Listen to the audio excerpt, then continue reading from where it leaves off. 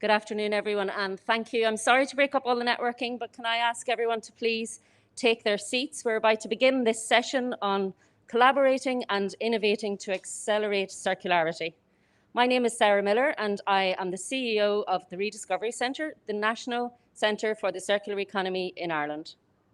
And it is my great pleasure to introduce to you Pat Hennessy, Commissioner General, Ireland Dubai Expo 2020, to formally open today's proceedings. And Pat, it's over to you.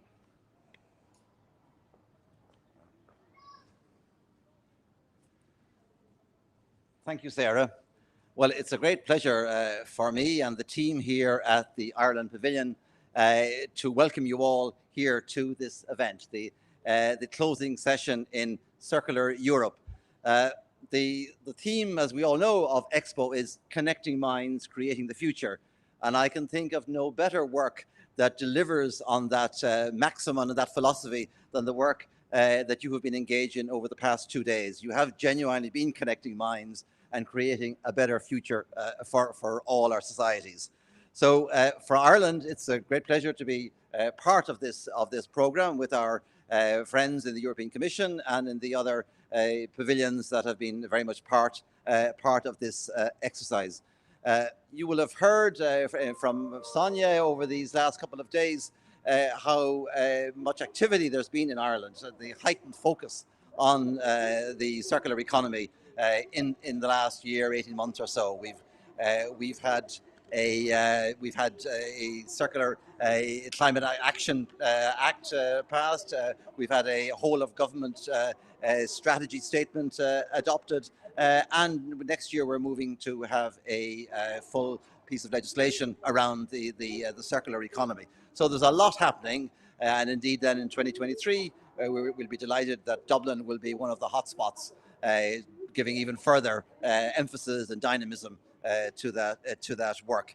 That work has been greatly facilitated in Ireland by our co-hosts here this evening, the Rediscovery Centre and Circulera, and we're really happy to salute them and salute the work that they have done both in Ireland and here working with colleagues. In Ireland, we talk about a mehel in the Irish language. The mehel is that sense that when there's a job to be done, the community comes together to deliver it, that we're all for one and one for all. And I can think of no better metaphor for the work of the European Circular Economy Stakeholder Platform than that sense of community and of coming together. And the work that you've done over the last 2 days has been very much in that spirit. As I said, we in Ireland have hugely increased our focus and the priority that we've been giving to this area of work. And I think one example of that is the fact that our Deputy Secretary General from the Foreign Ministry for Global Issues, Sonia Hyland, has chosen to join us here for these past 2 days and has been a very active and full participant in our work. So it is a great pleasure for me now to introduce to you the Deputy Secretary General, Sonia Hyland.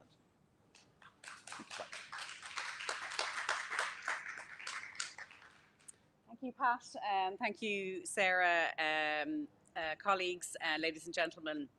I just want to very briefly thank everybody who's been involved in the Circular Europe Days.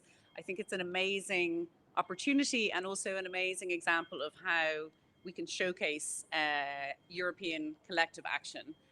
We can't really do anything if we're not doing it together. That's the whole point of the circular economy. And I think for the European Union and the various different member states that have taken part, particularly Slovenia, Poland, Netherlands, Ireland, and obviously the European Union also, it's been a real statement of how even though European countries are at different levels and at different stages in terms of the circular economy, it's something that unites us all in terms of something that we want to try and achieve. And it's a key part of the European Green Deal, which is an absolute priority for all member states over the next 7 years. You've heard us obviously talk about Ireland and Ireland's experience, and I'm sure Sarah and others will talk in more detail about what we've done in Ireland and what we're trying to do.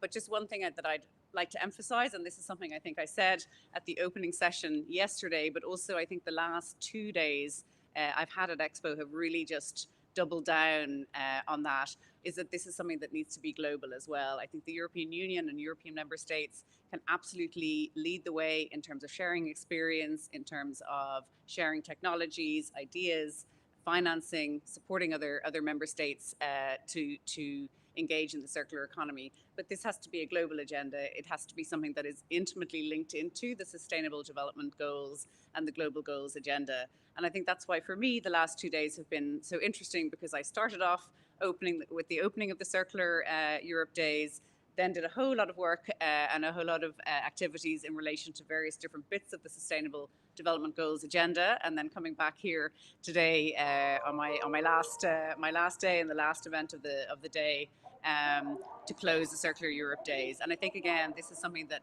we have to do. We can't reach our global climate goals without this. We saw this very clearly in Glasgow. The COP26 has taught us that we're totally interlinked. Everything we do is interlinked. The fossil fuels, obviously, agenda is important, but the circular economy agenda is incredibly important for us to deliver on our climate goals. And we can only do that, again, in a circular way, but that circular way has to include the full circle of the globe. So thank you so much for the opportunity, for obviously Freek and Ladija and Sarah, for the invitation. And Ireland, I think, is just really, really proud to be part of this, and really proud to be one of the member states that is trying to spearhead and lead both at the European level and a global level on this agenda. Thank you.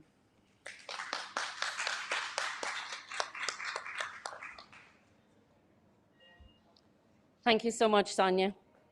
It's now my great pleasure to share a keynote address from our Minister of State with responsibility for the circular economy, Oisin Smith. And for this, we're going to go live to Dublin for a video from our Minister.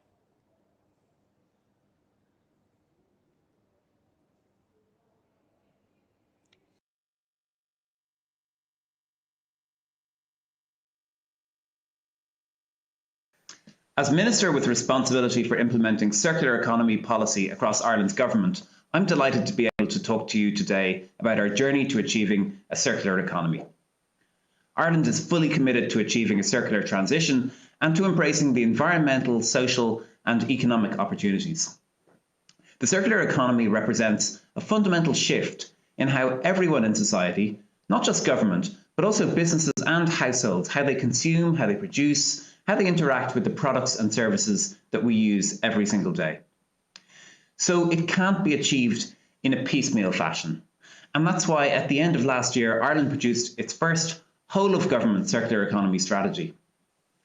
This strategy sets out Ireland's ambition to become a circular economy leader within Europe, and how all the policy levers at the government's disposal can contribute to meeting this ambition. So the strategy that we've done, it aims to raise awareness about the circular economy across Irish society and about the benefits it can deliver for Ireland. But it has to go beyond raising awareness. The second thing we're doing is to support increased circular economy investment so that the transition can provide balanced, inclusive and sustainable jobs and growth. Thirdly, we want to identify and tackle the barriers to achieving the circular economy. But as I said, achieving the circular economy, it can't just be about what the government does. So as Ireland implements this new strategy, we want to do so on the basis of partnership. We want to do so on the basis of cooperation with all stakeholders. And that's why we'll be asking civil society groups, research community, the private sector. We will be asking these different groups for their input at every stage as we implement strategy and further develop our national circular economy policies. Government is also backing up our new policy framework with new legislation, and that's to support the circular transition. So in the coming weeks, I'm hoping to be publishing Ireland's first circular economy bill.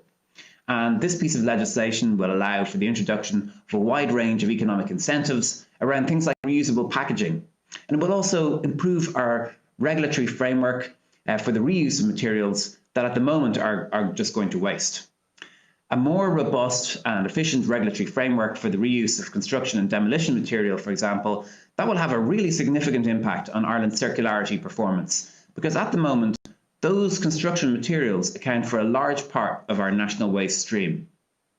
The bill will also allow government to ban the use of disposable items where reusable alternatives are available and where those alternatives are affordable. So legislating for these powers is a really clear signal to the market that we're serious about achieving the circular economy and that we want consumers to have access to the widest possible range of sustainable, reusable products. Ireland's also committed to the public sector leading by example. And so we'll also be looking to influence the market for circular goods and services through green public procurement. Over the next few years, we're going to be embedding mandatory environmental criteria in all of our public procurement spending.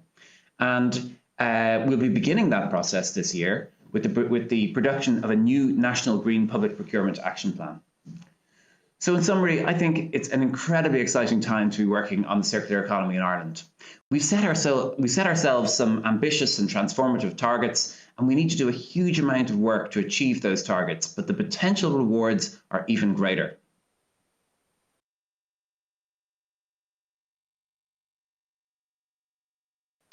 The biggest priorities? Well, the biggest immediate challenge that we face is communicating what the circular economy actually is and how does it relate to people's daily lives. So we know that the level of awareness is just not there yet in Ireland.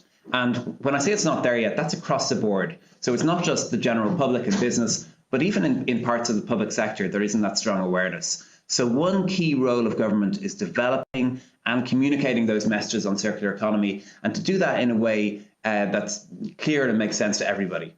So we'll be doing a lot of work on that over the coming year as we implement our strategy, and as well as making sure that we have the right regulatory framework, we also need the right mix of skills and training, and we also need to support investment.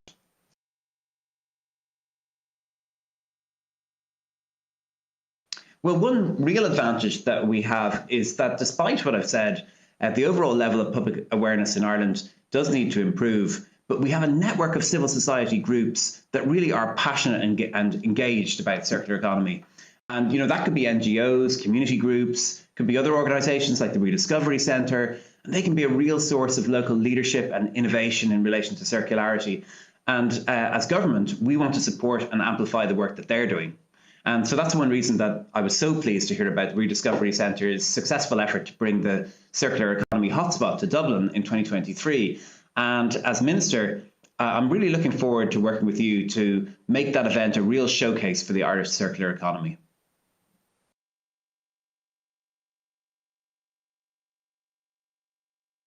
Well, in terms of funding, last year I introduced a new funding stream, and that was specifically for circular economy projects. The Circular Economy Innovation Grant Scheme, we call it. The scheme aims to support social enterprises, voluntary community groups, but also SMEs, and that's to carry out innovative circular projects. This scheme is going to be running every year, and I hope to be able to provide increased year-on-year funding as it develops. Our EPA, our Environmental Protection Agency, is also providing funding for circular economy projects, and beyond that, there's an important source of non-financial support, such as guidance and training in our local government sector.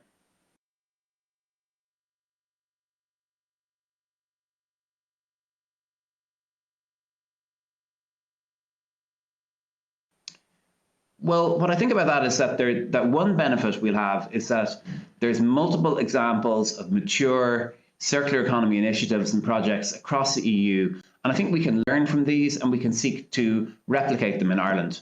And while I was preparing this strategy, I really wanted to make sure that Ireland's national policy was framed in the wider EU context, and that we identified opportunities to work with other member states, things like green public procurement. And that work has already begun, and it should become much more visible in the coming months and years.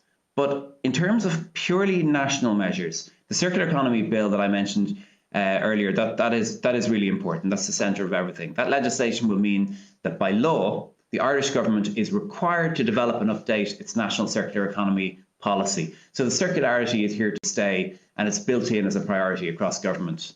The powers that we've put into that bill around economic incentives, bans on environmentally harmful products, and streamlining our national regulatory framework, these are really serious and substantial. So legislating for these things will have a quick and significant impact on Ireland's circularity rate. And that won't just be a direct effect, but it will also be sending a policy message to the market that the government is serious about achieving the circular economy, and that it's going to take actions to support that section of the economy and to reach that goal.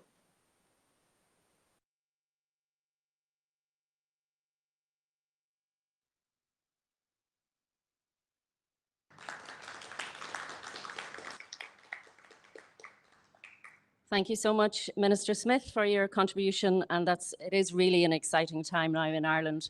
We have all of the policy in place that we need to really make the circular economy happen. And we're very, very excited about that opportunity. And now we turn to Europe, and I'm going to introduce Cillian Lohan, who is Vice President for the European Economic and Social Committee. And he's going to deliver a short address live from Brussels. So hopefully, again, the technology will be okay for us. Cillian, are you with us? I'm with you, Sarah. I hope you can hear me clearly. Perfectly, thank you. Excellent. Well, thank you for the opportunity to say a few words as these events come to a close. I'm here in the European Economic and Social Committee, and currently I sit as Vice President of that committee.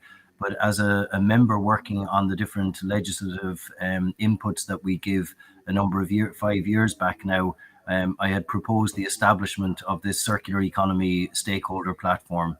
You're a host for these Circular Europe Days. And really over the last number of years, I think that platform has evolved to be a very good example of what the Minister has just mentioned. That is the active engagement of civil society organizations and other groups who are really the front runners in this space on circular economy. The idea of the platform was to share best practices amongst those who are working in the space, but also to identify on a very practical level what transition are that exist and what can change on a policy level in order to facilitate that transition to happen more easily and at a faster pace. I think many of the discussions over the last few days have also played into that theme and will have helped this initiative to advance this idea of circular economy. One of the key things with the platform, of course, was to give ownership of such a platform to the stakeholders and to those who were engaged in the practice. And with that, I think you will have seen over the last few days the very active engagement of our coordination group in ensuring that events have taken place, that networking has happened, and that those links are made between different sectors and between different initiatives that are happening. Previous speaker has mentioned the UN Sustainable Development Goals and the importance of linking into those. And the Minister has mentioned the importance of coherence across the EU in our approach to circular economy. I certainly think that the activities in Dubai can only have helped with that. We have organized a series of EU circular talks amongst our members and members of the stakeholder platform to spread that word. And also, I think the event across the last few days organized with Enterprise Europe Network, that matchmaking event, is also one of the key valuables that we can take away. Certainly, circular economy is a very practical tool, and in a world of talking about theories of change and how we can transition, I think circular economy can become a very tangible way of achieving those different goals that we set out. Thank you for giving me the space to address you today. And from a still sunny Brussels, I wish you the very best for the rest of the afternoon.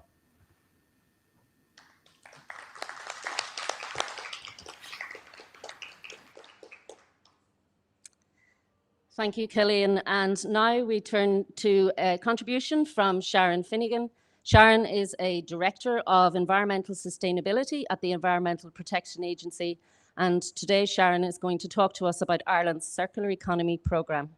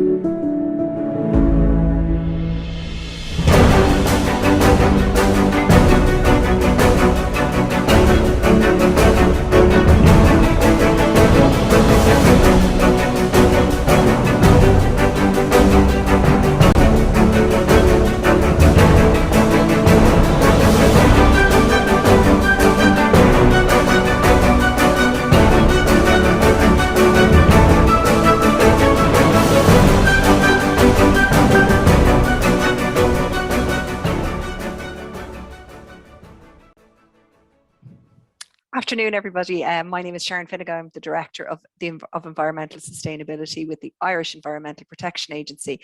I want to first express my thanks to the European Circular Economy Stakeholder Platform for the opportunity to speak today on Ireland's Circular Economy Programme, which is led by the Irish Environmental Protection Agency. As Minister Smith has outlined, in the past 2 years, there's been an acceleration in the national ambition and activities to deliver a circular economy in Ireland. And I suppose the impetus for this acceleration was the 2020 policy, a waste action plan for a circular economy, which really sets out a range of aims and targets for the state and the measures to achieve them.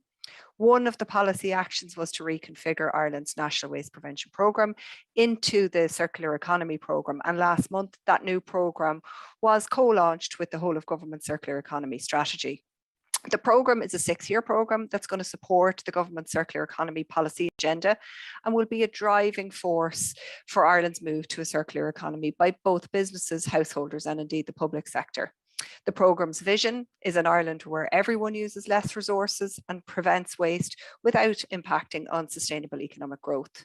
Over its 6-year duration, the programme aims to provide leadership on the circular economy to improve coherence and alignment of activities from a national to a local level to ensure really maximum impact.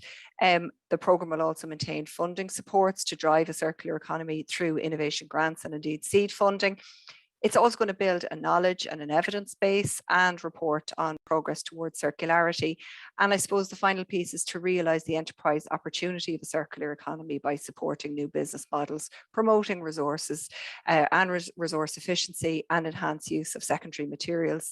Of course, applying the appropriate regulatory framework to that, which is also a core function of the EPA. The Circular Economy Programme incorporates the EPA's existing National Waste Prevention Programme, which really is building, I suppose, on the 15 years of experience and leadership from the EPA from that programme and on waste prevention, which is really an important element of the circular economy. And our programme, the new programme, is built on 4-pillar structure. First being advocacy, insights, data and coordination. The second being innovation and demonstration. The third being delivering through partnerships, and fourth is a regulatory framework for circularity. We're going to focus in the programme on 7 key areas, and these are really aligned to the EU Green Deal priorities. So packaging, plastics, textiles, food, nutrients and water, construction and buildings, electronics and ICT, and then of course batteries and vehicles as well. So there's a very good spread across the 7 priority areas. The annual work programme will reflect the activities and priorities for any given year, and existing and well-regarded programmes like Stop Food Waste, Green Enterprise, the Local Authority Prevention Network will continue under the Circular Economy Programme. Our strategic partnerships, which are really crucial, recognise the benefits and of collaboration, and these are going to continue. Some examples here are collaborations that we've done with the Local Authority sector. The Rediscovery Centre is also a key priority partner for us, and its role in raising awareness of the circular economy is crucial. And I suppose its support for social enterprises working with circular business models is really crucial in this space. Another partner for us is Circulara, which is led by the manufacturing research, supporting innovation for circular manufacturing. Another key partner for us is the national training organisations such as Solus, around delivering green skills training. This is crucial. And also the reuse and repair sector, for example, Community Resources Network Ireland, to support a network of community reuse and repair organisations.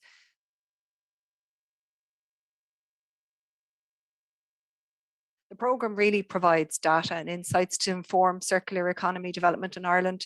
The EPA has commissioned a number of circular insights briefing papers, and really we've completed a series of nationally representative behaviour and attitude surveys on food and on plastics and on textiles, and they're going to be published later this year, and we're going to continue to build on that work and look to other areas during the year. So just to wrap up, EPA's recent publication of waste statistics for 2019 really, I suppose, reveals that Ireland will continue to produce more waste each year. Our recycling rates are falling. We're heavily reliant on export. And I suppose the link between economic growth, consumption levels and waste generation has not been broken in Ireland. In this context, our future circular economy ambitions are definitely going to be a challenge. With our strong national framework for circular economy, through the Waste Action Plan for Circular Economy, obviously the whole of government circular economy strategy, and our national circular economy programme, which the EPA is leading on, and of course the circular economy legislation, which will be making its way through the Irish Parliament shortly, mean, I suppose, that Ireland does have a tremendous opportunity to foster and deliver a circular economy over the coming years. We are really excited in the EPA about being part of the delivery of that, and we're really looking forward to it in the future. If you do want to find out more about the programme, there are resources on the EPA website, www.epa.ie, including a short video about the programme and also details on how to contact us. So please do contact us if you've heard anything today that you think might be of relevance to you or how we might work together. I want to thank you for the invitation to speak, and I want to wish the event every success. Thanks.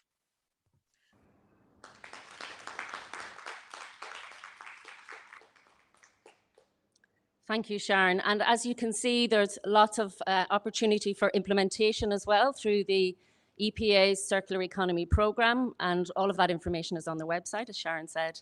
And I do recommend that you have a look at this programme, because it really is bringing about significant change in Ireland and will continue to do so over the next coming years. Now we turn our attention back to the room, and we're going to, I suppose, start with the main body of the presentations here from the European Circular Economy Stakeholder Platform. So I suppose from my own perspective, we joined the European Circular Economy Stakeholder Platform in 2020, but with our COVID restrictions, it has been very difficult for us to network and to meet each other properly. So this is a super event today, and we're really delighted to meet with all of you. And Circular Europe Days has been wonderful just for the last 2 days to hear about all the great initiatives and opportunities that are happening for the circular economy across Europe. So thank you very much for all the rich content that we've already received. I want to turn our content just to the Rediscovery Centre and tell you a little bit about us. We are the National Centre for the Circular Economy in Ireland, and we have been in operation since 2004, delivering social enterprise activity, research and education, and we have a wonderful demonstration centre for the circular economy. I'm going to start just by sharing with you a little video. So this is just to give you a flavour, I suppose, of what the Rediscovery Centre does in Ireland. So over to you.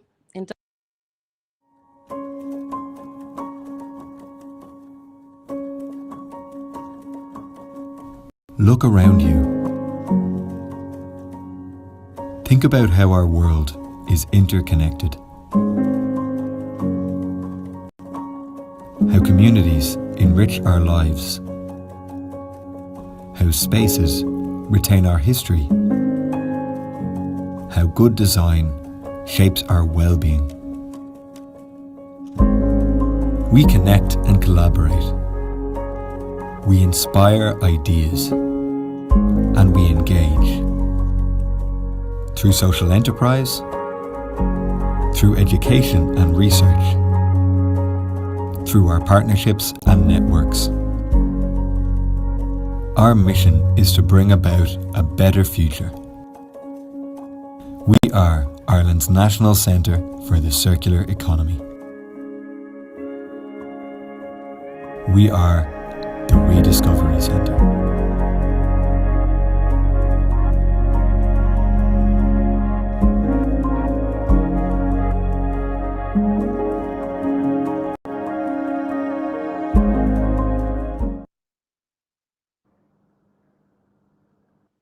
Thank you. So hopefully that gives you just a look, I suppose, at what we are doing in Ireland. And as was mentioned previously, we're really excited about hosting Circular Economy Hotspot in 2023. So we're looking forward to that opportunity to share with you all of the wonderful circular economy initiatives throughout the country.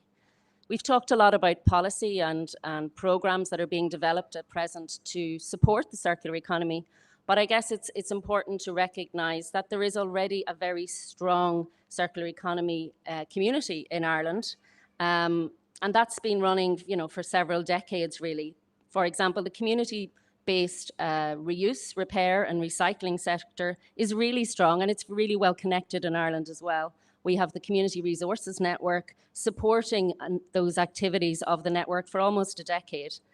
There's also a very strong bioeconomy with several large-scale regional initiatives operating in the country. And there is the national platform, which Sharon mentioned, for the circular economy, and that's for the manufacturing platform, and it's called Circulara. And Paul's going to cover that in his presentation when he joins us.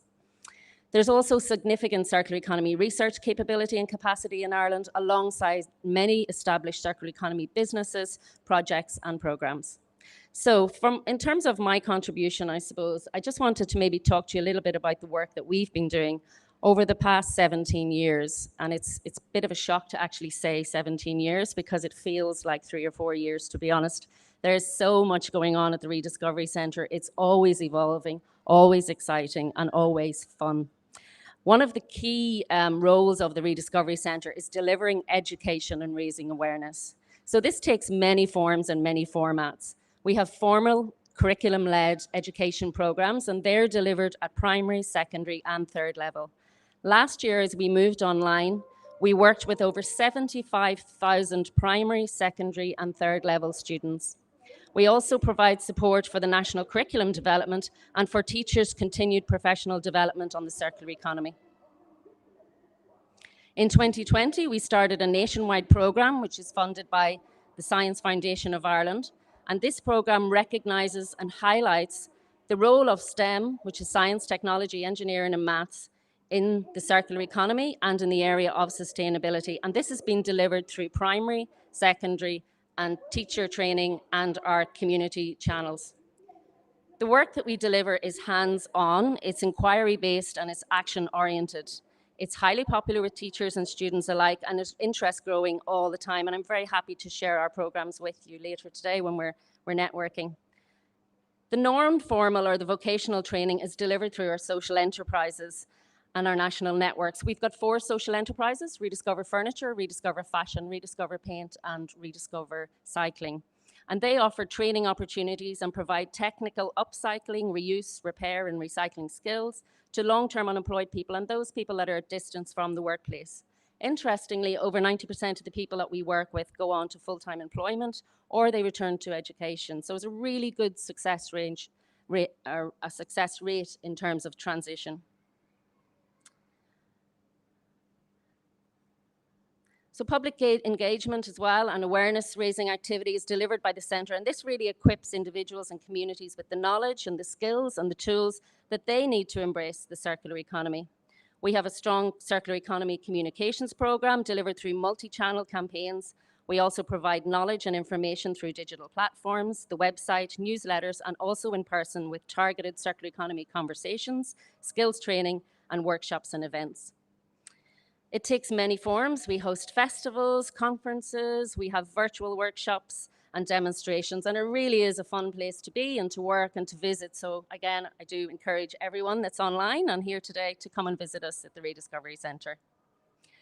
Another key area of work that we're involved in is research and really demonstrating the opportunities of the circular economy. Circular economy is still a relatively new concept, and for many audiences, it can seem quite abstract. So it's our role, or at least we see it as our role, to make the whole area of circular economy more accessible and to demystify some of the conversations that we're holding around the circular economy.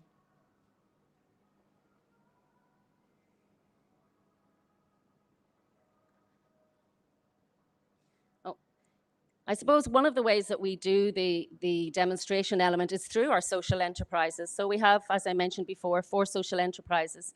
And they're really preventing waste from being generated in the first place. They're creating opportunities for long-term unemployed and for people to get new skills. And they're also really inspiring people as to what can be done with materials that would otherwise maybe be thrown away.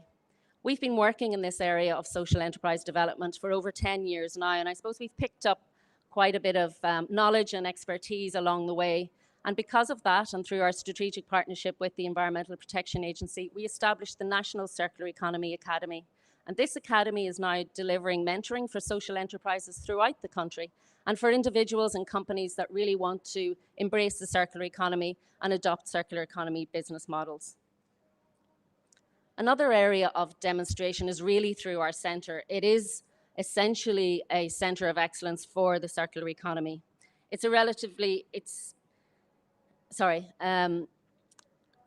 I suppose looking at this project and thinking about the area of collaboration, this was a joint initiative with Dublin City Council, the Government of Ireland, and the European Life Programme. So at the time, when we started working this project in 2014, we were looking for a new home for all of our activities to bring an opportunity to people that they could actually see this circular economy in action. And so we had the old Ballymun boiler house was due to be demolished. And we spoke with Dublin City Council, who were very positively received to the idea of reusing the building for community benefit. And so working with them and in collaboration with the government and with the European Life Programme, we reinvented this building. And it really is just a sight to behold in terms of all of the technology that we've managed to get in there and also how we work with the building itself. We do this, I suppose, there's lots of opportunities, I suppose, to engage with the building. We have educational exhibits all over the building. We have renewable and energy efficient systems. The entire building has been rebuilt using sustainable building materials. We're harvesting rainwater. We have grey water recycling on site. We have closed loop systems for the wastewater treatment system. And the gardens are designed for biodiversity enhancement and for environmental education. It really provides an immersive experience for visitors and also for us, I guess, it's a very inspiring place to work. On the topic of collaboration, I suppose, we've always worked collaboratively with partners to develop innovative solutions to further evolve the circular economy and to leverage the policy opportunities in line with national targets. We started work, as I said, in 2004 as a small organisation based in Ballymun, and our first strategic partner was Dublin City Council, and we continue to work with them today, developing social, environmental and economic benefits for the local area. We also now have a strategic partnership with the Environmental Protection Agency, and this enables us to co-design our approach to the national reach of the centre as the National Centre for the Circular Economy. There's real importance in these multi-annual partnerships because they provide the opportunity for longer-term strategic thinking on the circular economy. And these partnerships have really resulted in increased and expanded impact that goes way beyond the partners' ambitions in the first place. We also work with various government departments and agencies, with local authorities throughout the countries, with the regional waste management offices, with all of the academic institutions and businesses working in the space of the circular economy, with NGOs and community groups, and with social enterprises. Rediscovery Centre is essentially a bottom-up circular economy organisation, and through developing partnerships and projects with all of these actors, we have created a circular economy hub that has been supporting and accelerating circular economy innovation for almost 17 years. Our work in capacity building through collaboration networks, communities, committees, groups and platforms like the European Circular Economy Stakeholder platform is key to the success of the Centre as a national circular economy hub. And so I would like to thank you once again for the opportunity to participate both in the platform and in this great event in Dubai. And thank you all for your time, both here in the room and online.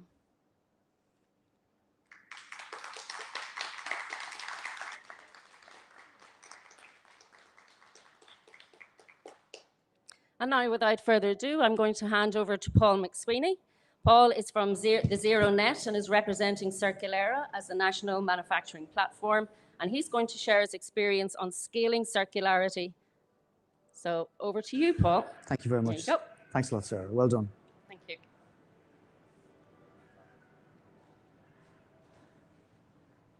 Hi, everybody. My name is Paul McSweeney. I'm the founder of a company called ZeroNet. Thinking about the problem of circularity for a long, long time led me to the conclusion that what was needed was a whole new operating system designed around specifically the logistical requirements of the circular economy. And so after a lot of stop-start, just like Sarah attested to her longevity in this space, I've been doing this for 10 years. So we're going to talk about the problem that we're trying to solve, one of the problems we're trying to solve, a quick introduction to the platform, tell you a little bit about what that 10 years has looked like, what's different about the ZeroNet, what's the unique value proposition. I'm going to give you a demonstration of this because it is based on a user app that's been live in the English city of Brighton and Hove for the last year and a bit. and it's been a very successful project. We're going to talk about that project a little. And then last but absolutely not least, representing our sponsors here today, Circularity, who are accelerating Ireland's journey towards a circular economy. And I'm going to tell you a little bit about them and how we ended up becoming partners. So the problem is a very, very large problem. As many people who have been doing various presentations by Expo have been talking about, e-waste is a monumental problem, probably the most catastrophic waste stream in the world. If you look at a single year's worth of e-waste, representing 53 million odd tons, that's how big it is compared to the Empire State Building in New York. The problem is destined to get even worse by 2030 if we don't do something about it. Now, whatever about the size of the problem, if we were recovering all of these materials, it wouldn't be so bad. But the awful thing is that less than 20% of e-waste globally is formally recycled, which is a crime. It really is. So how do you fix the problem? Well, we don't have all the solutions, but we have an aspect of the solution, and one of which is our platform, which is the ZeroNet. Very simply, it consists of 3 elements: a user app, allowing householders to register different kinds of e-waste categories. And by the way, it's not just about e-waste. We happen to have started with waste, but it'll target many other streams as well. Then there's an operation piece in the middle, and critically links to a driver app to allow for the right kind of collection, because where things fall down right now in many respects is around how we collect. So started off way back in the distant past of 2011, launched the company. We were very lucky to have become members of the Ellen MacArthur Foundation CE 100, which gave us access to the great and the good and to regions and to countries. So we got a very, very great exposure to what circularity was going to become long before it became something real. We developed our first pilot somewhere along there. Our second pilot, which did a lot more thanks to funding from Zero Waste Scotland, where we've done a lot of work. And that pilot went live in the Scottish city of Stirling in 2019. It was supposed to expand. However, something called COVID came along. We ended up deploying our first large-scale urban pilot of the platform in Brighton and Hove in collaboration with the City Council, Material Focus, which is a producer responsibility organization in the UK, and a local IT asset management company. 2021, last year, we were lucky to have become members of Circularity, which gave us massive access to that network, of which more anon. We also planned an Australian expansion. In fact, only yesterday, we received a formal letter of commercial intent from our Australian partners to deploy our platform in Australia, and that's got a headline value of 17 million Australian dollars. So we plan to be in every home in urban Australia, about 8.5 million homes within 5 years. So that's been a good thing to have happened in Expo, even though it wasn't actually directly related. Our project in Brighton was also awarded a very prestigious Circular Economy Project of the Year by Business Green, who are a well-known outfit promoting green news. So that was the story. We've had endorsements from far and wide from many, many major brands. Many of these partnerships and relationships came about through the Ellen MacArthur Foundation, and many of these brands are heavily involved in trying to reinvent themselves around the principles of circularity. So the unique value proposition. So I start off with a quick question. Who wants to save the planet? Okay, so you don't have to put your hands up. We all want to save the planet. However, when it comes to motivating ourselves around changing our behaviors, specifically when it comes to waste management, there is a gap, a big gap between desire and action, because we are lazy. And so the single biggest USP, the unique selling point for the ZeroNet, is actually convenience. It's the fact that you can provide doorstep collection services, which is very, very different to what exists right now. And just to give you an example, if you think of a country like Japan, which has a very, very high level of civic mindedness, they are very good citizens as citizens go. This was a project that was run by a consortium of the 4 biggest producers of printer cartridges, the purpose of which was to try and recover as many print cartridges as they could, because that's a very problematic waste stream. If you mix them in with general e-waste, you're never going to get the materials that are embedded in the items back. And so they decided to use the Japanese post office network. And so with all of the necessary machinery in place to manage take-back, they only achieved 10% take-back. And the conclusion from the report produced after the end of that project was that people do not want to leave the home. And the more you ask them to do work around leaving the home, the less they're going to engage. So what's different about the ZeroNet? Well, it is a geospatial database. This is actually a live snapshot of our database from Brighton from last summer, showing actual collection points, each representing different kinds of e-waste.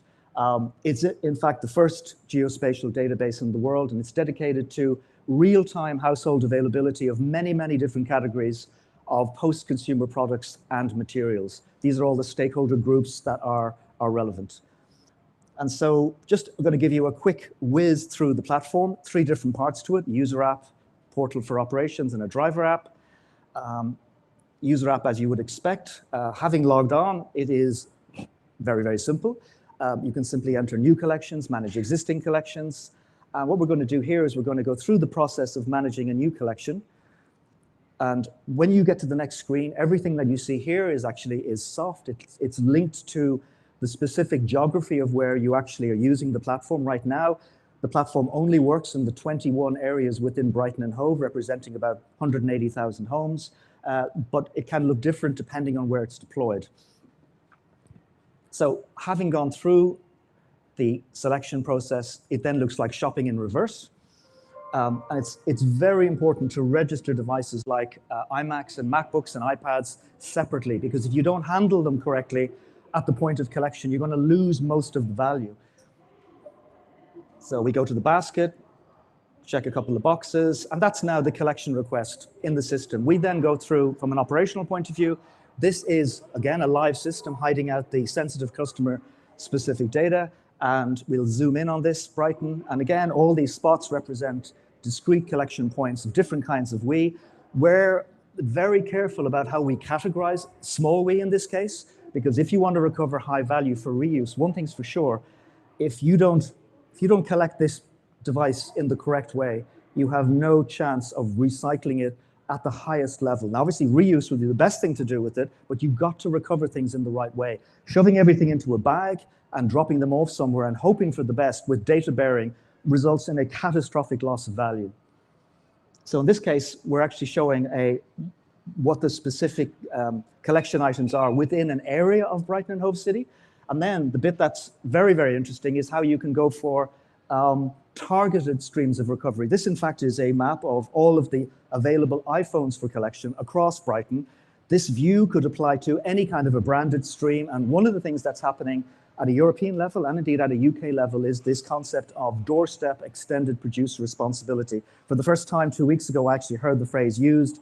Doorstep EPR is where things need to go. You've got to collect in the right way in order to recover we in the right way.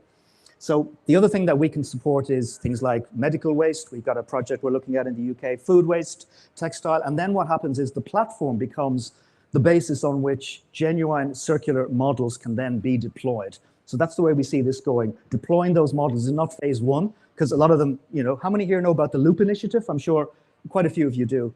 Lots and lots of talk with these guys. They're still trying to get their platform. It's a fantastic platform established.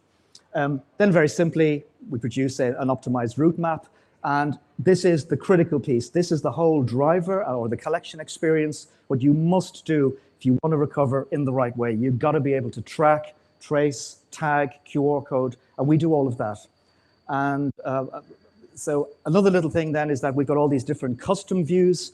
We're in discussions with all sorts of people down in Australia, NHS in the UK, Loop, different brands, looking at coffee pod take back. And the system is multi-location, multi-ward, multi-category, multi-item, and potentially available across every one of the 9,400 wards that represent the UK. We're going live in the US, in Ireland and Australia, inshallah, in 2022. That's the plan, but Australia probably being the first of those to happen. So just a little bit about our Brighton project. We were a year old in November, and Brighton has been a great project. We collected over 27,000 electrical items, of which 5,400, over 20% were recovered for direct reuse, which was great.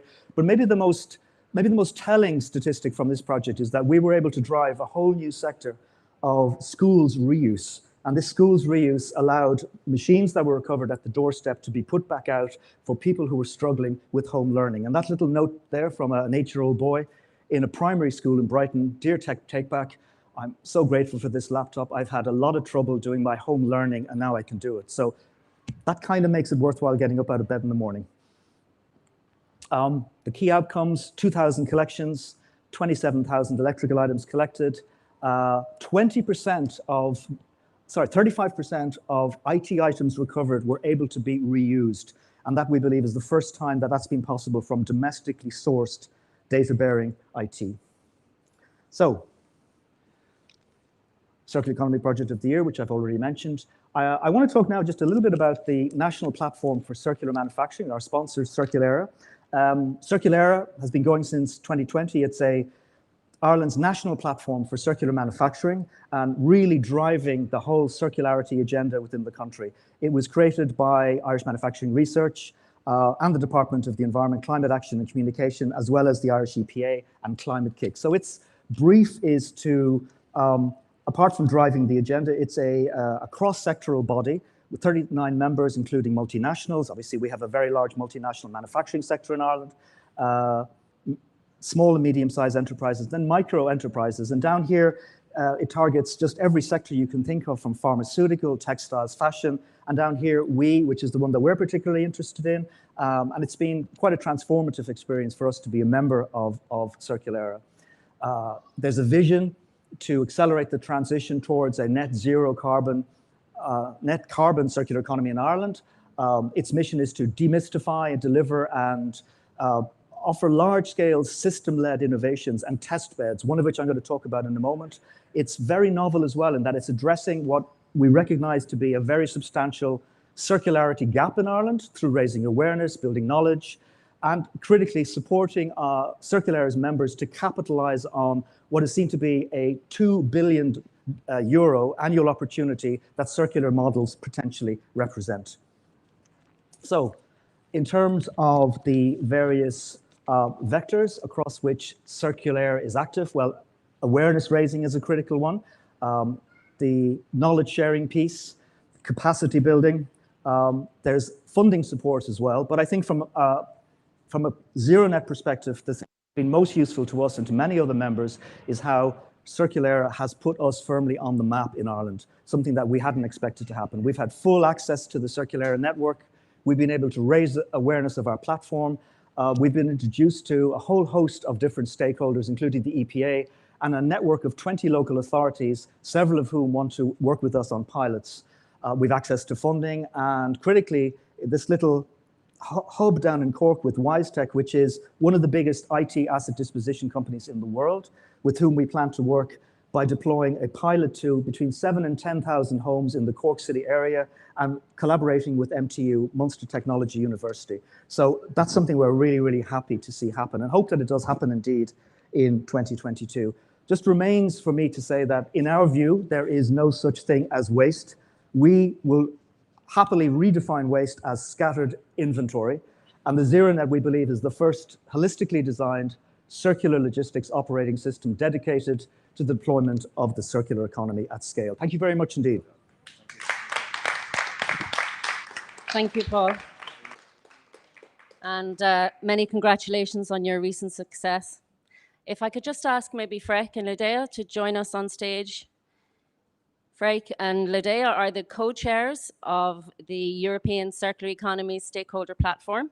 So we're now going to have a bit more of a reactive session. So we're hoping that you will join us in a Q&A session. But before we start, maybe I could pose a question to Ladea and to Freik. So first of all, I suppose we've been talking a lot today about innovation and collaboration in this pavilion at least. And I'm just keen to hear, how do you think collaboration through the European Circular Economy Stakeholder Platform can accelerate the circular economy in Europe? Ladea or Freik? First me. Okay. Thank you very much. First of all, congratulations. It was really so inspiring listening to you, and I took some notes today. So what I liked very much was at the opening, this sense of community. I really think that that is so important, that we understand that only through collaboration we can move forward. So, and that we can count on each other. And within this European Circular Economy Stakeholder Platform, we are really doing our best to nourish this feeling of community. So this is one message. Then the other thing that I like very much is what we have heard, how practical and pragmatic you actually are. Because we are in our circular economy bubble, and sometimes so impressed and enthusiastic about what we do that we forget that others are maybe not so familiar with the topic, with that, what they can do, and so on. So you've shown us today how we can step out of this bubble, and also another important message, how to make things accessible, affordable, convenient, because we are lazy. We don't want to change. So that was very good message that I took, and that is what we are bringing to the European platform as well. So show us the cases, learn from each other, make things tangible, so measure things and so on. So I don't want to be too long. So just one more thing, because I like so much the name of rediscovery. And I was thinking while you were presenting all these things that it is about rediscovering the lifestyle that we were so used to 50 years ago. I remember my grandma, she was repairing things, or my uncle did that and so on, but we forgot. So this rediscovery message is really strong. And to conclude, what we have heard from you as well is not to be closed to Europe or to our own countries, but really to be courage and brave and to find partners, as you said, in Australia, for example. So really go beyond. And this is also the message for our European platform. It is not that we are locked in, the opposite. We would like to open and share the knowledge and also learn from others. So this is for now, but as you know, I can talk a lot, so I give the word to Freek. So go beyond, everyone. That's a good point from Ladea. If we could just hand over to Freek. Do you have some thoughts? Thanks, Sarah. Well, I can echo the word of Ladea, of course. Your question was also, what can the stakeholder platform bring? And I think if I listen back to all the presentations that we have heard, there were a couple of things which people stress. The urgency, but we know that it's urgent. The potential for various business sectors has also been mentioned. There is a great momentum in this time, but no country, no business, no one can do this alone. It's too big for us. We're all connected in value chain, from the beginning of the value chain to the end. Businesses, government, knowledge institutes, consumers. We can only tackle this if we pick it up together. And that makes it, you have to make the network work, and linking it with the sense of community. We always say, more jokingly, circular economy is 20% technological innovation, it's 80% social innovation. So you need to bring people together. That's essential. And then if I think about platforms to collaborate, bringing people together, that's what the European Circular Economy Stakeholder Platform is actually doing. In Europe, it's the network of network in Europe, and Europe is the leading continent in circular economy. I think ISEPS wants to facilitate bringing people together, wants to facilitate collaboration, and I think you in Ireland have so much more than you think. You're much further than you think. So bring that to Europe and you get a lot back. The fact that you're here is also, I think, to the network. Dublin will be the network in 2023, so you will be the network engaging also others. So I expect actually a lot of that. I'm really happy that you're closer in the family also after today. I'll leave it with that.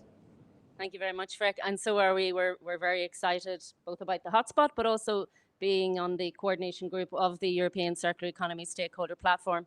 It has introduced us to so many new friends and so many new faces and some great ideas and innovation. So we're really excited to be here, and we're really happy to continue to learn through the platform. So now we're going to hand over to the audience. Perhaps we have a question from one of you that you would like to ask the panel or myself. Over here, perhaps. Hello. Hi. I have a question for Paul. Thank you very much for your presentation and congratulations on your development. Your platform indeed seems great at managing the collection of useful resources. How can it expand beyond electrical waste? One of the things you have to decide when you're figuring out what the starting point for something like this is what's the most urgent, critical, and available stream to actually collect as a starting point. And it seems to me that every house in the Western world, or any house that emulates Western forms of consumption, has got electronic waste. So the idea is, if you're familiar with the phrase Trojan horse, that you use a service like a commonly required service such as e-waste to get things going. And then you start introducing newer services on top of that, such as textile recovery. We're looking at coffee pods in particular parts of the UK because that's a real problematic area.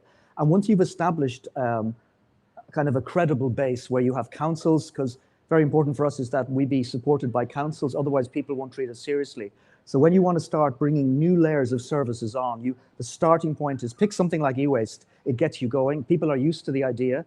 And then you can start looking at genuine circular models like the Loop initiative, for example. But that would be a very hard one to start with. Thank you.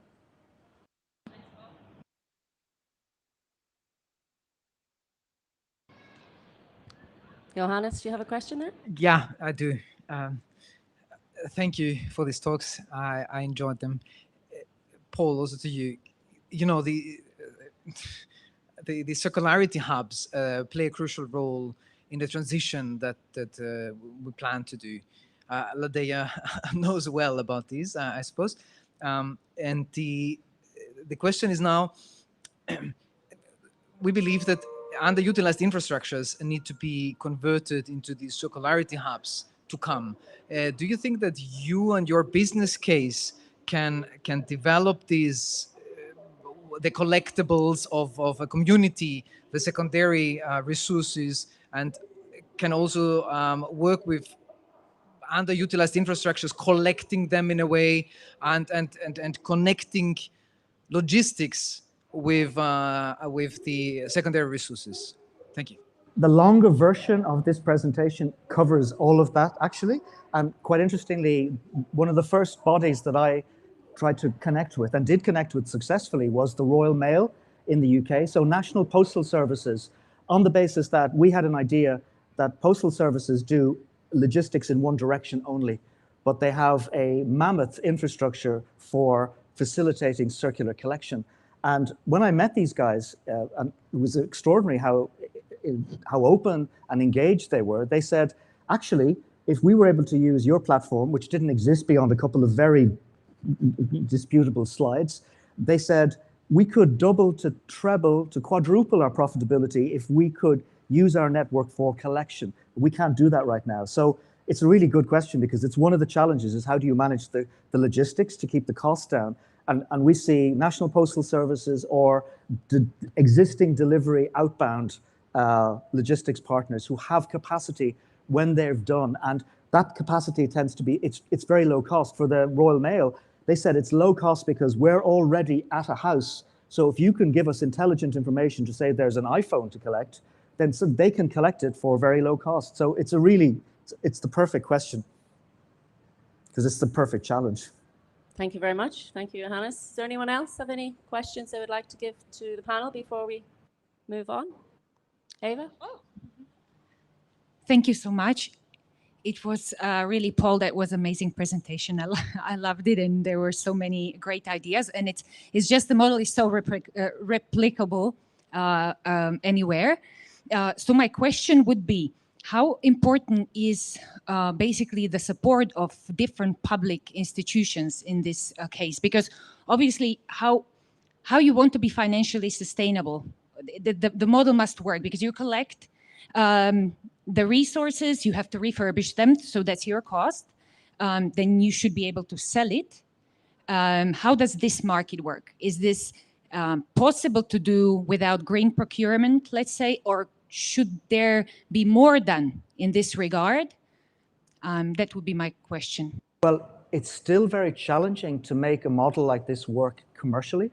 That's still the hard part, and that's why we were dependent on grant funding to kick the project off. Curiously, in Australia, the whole e-waste environment there is much more benevolent towards us. We've already figured out in Australia how to make it work. We're close to figuring out how to make it work in the UK, where the value of, like, for example, the famous phone or the laptop, if you recover that as a piece of it has very low value. If you recover it as a still working device, it has much higher value. So you're going up the value chain by using a model like this to recover in the right way. So we think it's all about getting to scale, which we're now ready to do, and getting certain stakeholders like brands to engage so that they can actually target these devices for bespoke recovery. A great example is Apple. Apple's iPhone 13 is actually made from 90% recycled materials, and they need to move away from being dependent on China. So part of the challenge is getting those brands to think of the concept of reverse supply chain, and that's where we see this going. But it's a great question because it's not still on the cusp of commercial viability. Thank you, Paul. Thank you very much. I think we might leave the questions there because I know we're getting a little bit tight on time. We've checked with the YouTube and we don't seem to have any burning questions there. So we will move now. I'm going to ask Ladea and Freck to do the closing from the European Circular Economy Hotspot, or sorry, European Circular Economy Stakeholder Platform this time. Thank you. This time we have inverse roles. I start and Ladea finishes it off. No, I'm personally tremendously pleased that we pulled this off. It was a hectic ride, but a fantastic drive. And that we pulled this off with these people is fantastic. 2 days, 8 events in 5 pavilions. Netherlands, Slovenia, Finland, Poland, Ireland. It's amazing. During the Dubai Expo, Platform for the World, during the Global Goals Week, parallel to the Abu Dhabi Sustainability, the momentum is great. I think this will be the age of circular economy. So there are tremendous opportunities. And that's also why we combined it with matchmaking by AIN, the Enterprise Europe Network, to bring entrepreneurs together.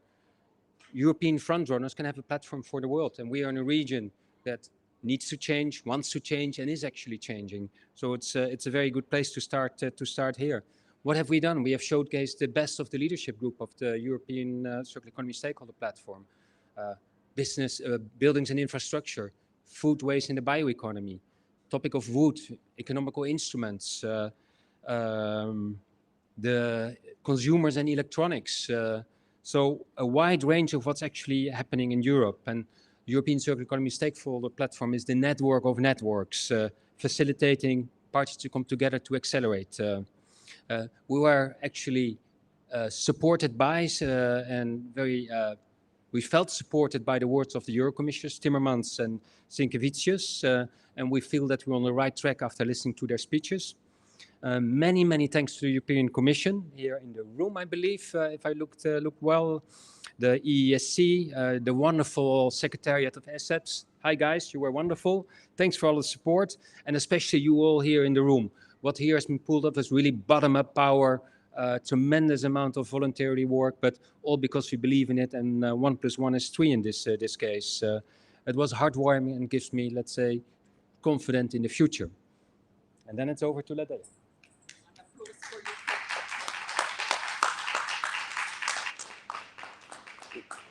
It's hard to say something more than you did. So I must say that we are all very grateful for everyone who is behind the scene and making all that possible. Because I always say there are so many people working hard, but they're often invisible. So one big thanks again to those that also Freck mentioned. And of course, also to all of you who made this here on the stage and who shared all these important messages. So this event I see as an important milestone on this exciting and sometimes really bumpy road journey of European Circular Economy Stakeholder Platform. We are all very enthusiastic, and we are doing that because we believe that impossible is possible. And we have heard how important network governance is. So I sincerely hope and believe that it will be even more recognized after that. But now, not only recognized, but also rewarded and also valued, because without this kind of collaboration, things cannot happen.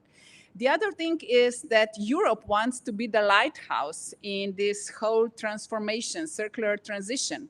And this is a great opportunity because here in Dubai Expo, we show that we have a lot of knowledge, experiences. We are willing to learn, not only to share, but also to hear more, to learn from others. And what we also see is that the platform as such should be put it on the global map. while we have a lot of events, this is one, like Expo Dubai now, and then we are coming to Expo in Japan, in Osaka, and we are sure we will be there as well with the platform. But in the meantime, we have initiatives like GACERE, we have World Economic Forum, World Circular Economy Forum, COP, and so on. So we would like to go on and to co-organize things like this one, because we have seen how important that is, that we put on the map that we have this network of networks in Europe and that we are open for collaboration. So that would be my message. And I believe that on the side of European Commission, so one of those who established the platform, as Kilian nicely pointed out, we have an important message to conclude these very fruitful 2 days. So we have now European Commission and Virginia Sinkiewicz with his. Ladies and gentlemen, thank you for this invitation to close the proceedings. The Circular Europe Days have no doubt been a big success. We've seen an impressive array of initiatives from governments and organizations spread across a number of country pavilions. And it's been a great opportunity to make new connections. That's critical for our future economy, because if we want to protect the environment while creating business opportunities and quality jobs, then we need to connect internationally and work together. When we look at the global economy, we all see an urgent need for change.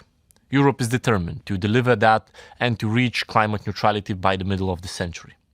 Half of all greenhouse gas emissions still come from one source: resource extraction and processing. That tells us we need a new approach and a switch to a circular economy. It is an opportunity not just for Europe, but for the whole global economy. It means new business opportunities through innovative, more efficient methods of production. And it means a net positive effect on GDP with new jobs at local levels for all skill types. Together, we need vibrant communities committed to co-creation. Communities that spread good practice among businesses, academia, and stakeholders at many levels. In Europe, we are building that community. And the European Circular Economy Stakeholder Platform is a great example of the added value these communities can bring. The platform is vital for sharing ideas, but we need one more ingredient as well. We need policymakers to build a framework, encouraging industry to follow. In Europe, that's what the Commission is doing through the European Green Deal. It comes with a circular economy action plan to reduce our consumption footprint and double circular material use rate in the coming decade. It comes with funding to help drive the change through the European Regional Development Fund, LIFE, and Horizon Europe. We are also helping mobilize private funds through instruments like InvestEU and cohesion policy funds. And it is also comes with a new effort to build up skills for the workforce of tomorrow. That means more circular economy, considerations in our skills agenda, more investment in training systems and lifelong learning, and social innovation through the European Social Fund Plus. The circular economy needs a global approach. So Europe is committed to engaging in the international arena. Together with the United Nations Environment Programme and the United Nations Industrial Development Organization, we have set up GACERE, the Alliance on Circular Economy and Resource Efficiency. We are determined to ensure that our free trade agreements reflect the enhanced objectives of the circular economy. And we are stepping up outreach activities through our Green Deal diplomacy, and we are working with EU member states to enhance coordination for a global circular economy. On a more specific subject, we view a global agreement on plastics as the most effective approach to fight marine litter and to a more circular plastics industry. These Circular Europe Days have shown great enthusiasm and continuous positive engagement. Those are good signs for the future, because the transition won't always be easy. But with strong cooperation across all sectors, including at the international level, I'm sure we can deliver what the planet needs. A future that's resilient and prosperous, built around a nature-friendly, more circular economy. Thank you. Thank you so much. What a great way to finish off our European Circular Economy Stakeholder Platform Circular Europe Days. I'm now going to hand over to Pat Hennessy to do the official closing here from the Irish Pavilion, and I would like to thank him personally and all the team here at the Irish Pavilion for the great event that we have had. I remind you that after this session we will be signing the agreement, the Circular Europe Days agreement. And so now I will hand over to Pat, and also to thank all of the people at home who are delivering this live stream throughout YouTube and doing all of the background work. Thank you so much for the team at the Rediscovery Centre and the European Circular Economy Stakeholder Platform. Thank you. Thank you, Sarah. The theme of our pavilion, the theme of the Ireland Pavilion is Ireland, Island of Inspiration.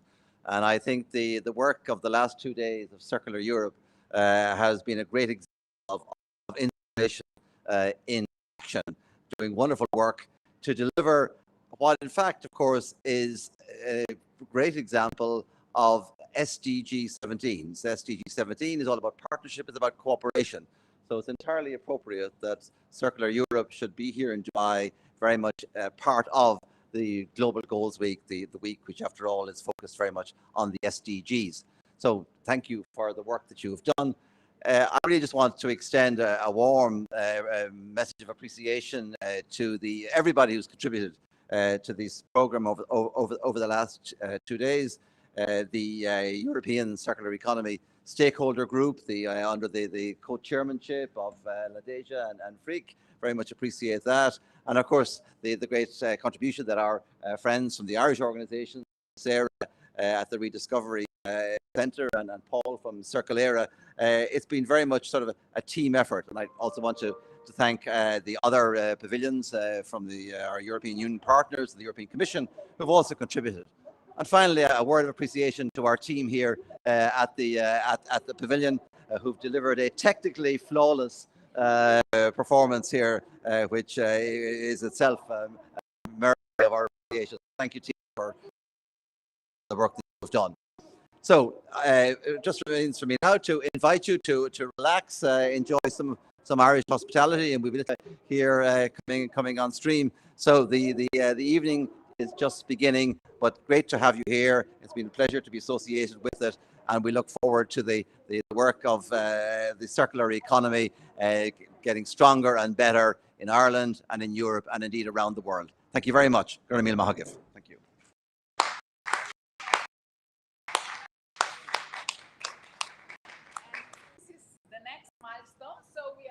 To sign the joint statement that it is not the end, but the beginning of the journey. So everyone who is committed to continue with circular economy and implementation around the globe is more than welcome to join us and do that in the future. Thank you. Please join us on stage for a picture.